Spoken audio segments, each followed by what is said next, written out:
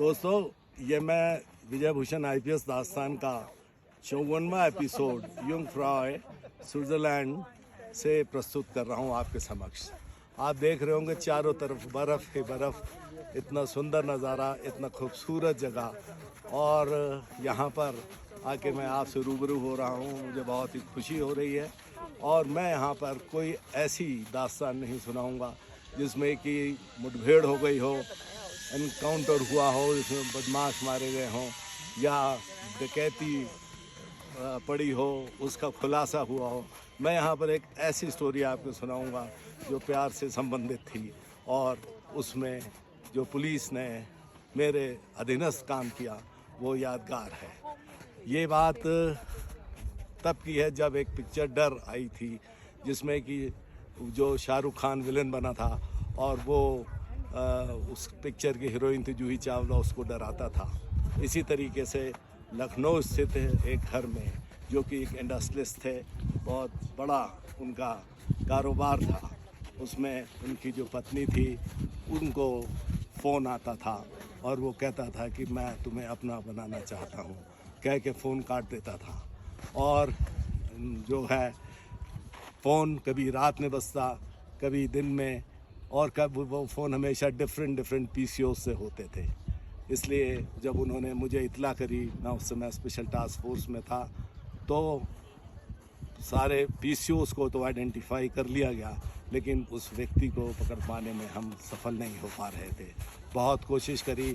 उसके बाद उसने एक गिफ्ट भेजा उस महिला को, जो कि उसकी उम्र लगभग 27-28 साल थी और 2-3 वर्ष पहले ही उसकी शादी हुई थी। वह महिला बहुत ही सुंदर थी। उसको गिफ्ट भेजा। जब उसने कहा था ये गिफ्ट तुम मत खोलना, अपने पति से कहना, वो खोलेगा। उसके पति ने खोला तो बड़ा ब्लास्ट हुआ। उसने एक टाइम बॉम्ब बना के भेजा था और उस ब्लास्ट में उसका पति जख्मी हुआ, उसके सास ससुर जख्मी हुए और थोड़ी चोट उस महिला को भी आई। और इतना जो है वो ड्रेडेड था।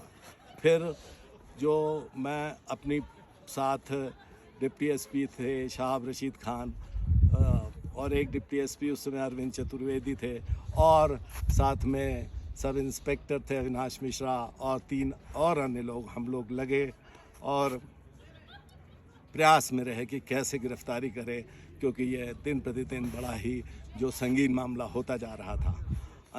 एक बार फिर उसने क्या किया, वो फैमिली जो थी, उसका हस्बैंड सुबह मॉर्निंग वॉक करने जो था वो पार्क में जाता था। लखनऊ स्थित एक पार्क था जो कि बोटेनिकल गार्डन कहलाता था।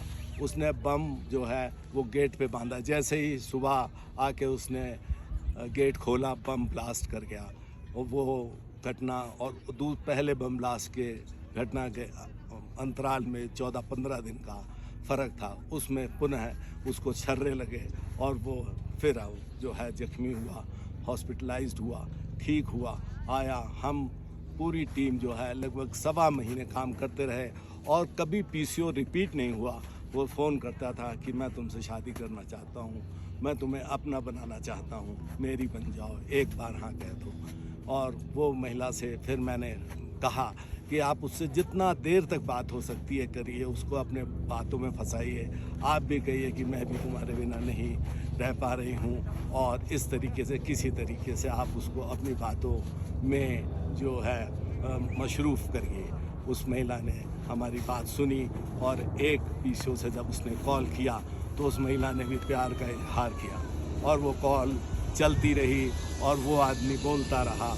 और उसने भी, महिला ने कहा कि मैं भी तुम्हारे बिना नहीं रह पा रही हूँ और अब जो है मेरा तुम्हारे साथ रहना ही उत्तम होगा, क्योंकि मेरा पति तो डरपोक साबित हो रहा है, बार बार चुटैल हो जाता है। तुम जो वो बात बढ़ाती रही, वो भी बात बढ़ाता रहा। और इस बीच में हमने पीसीओ आइडेंटिफाई किया। इंदिरा नगर के पीसीओ पर जाकर मैंने, मेरे साथ जो अधिकारी और कर्मचारी थे, हमने घेराबंदी करी और उसके पास जो असलहा था उसने हमको देखते ही हम पे फायर किया। हमने अपने बचाव पे फायर किया, उसको गोली लगी पैर में, वो गिर पड़ा और हमने उसको उठाया और अस्पताल ले गए। वहाँ पर उससे पूछताछ हुई सारी घटना को उसने खुलासा किया। उसके टांग में गोली लगी थी, वो 12-14 दिन अस्पताल में रहा। और इस घटना के अंतराल में जो था बीच मीडिया का एक सुर्खियाँ बन गई थी, क्योंकि वो रोज़ जो कहता था वो अखबार छापता था। मीडिया पूरा उनका घर घेरे रहती थी। बहुत बड़े व्यवसायिक परिवार के लोग थे, प्रतिष्ठित थे। और उसके पकड़े जाने के बाद जो एप्रिसिएशन पुलिस महानिदेशक से, एसटीएफ प्रमुख से और शासन से मिला, उसकी कल्पना मैं नहीं कर सकता हूं।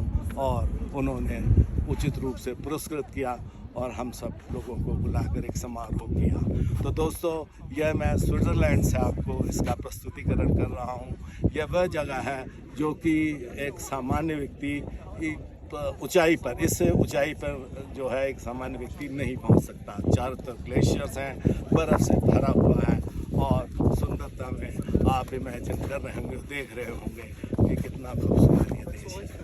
पर अपना देश अपना ही होता है, हमारा भी कभी ऐसा हुआ नहीं। बहुत बहुत धन्यवाद। जय हिंद, जय भारत।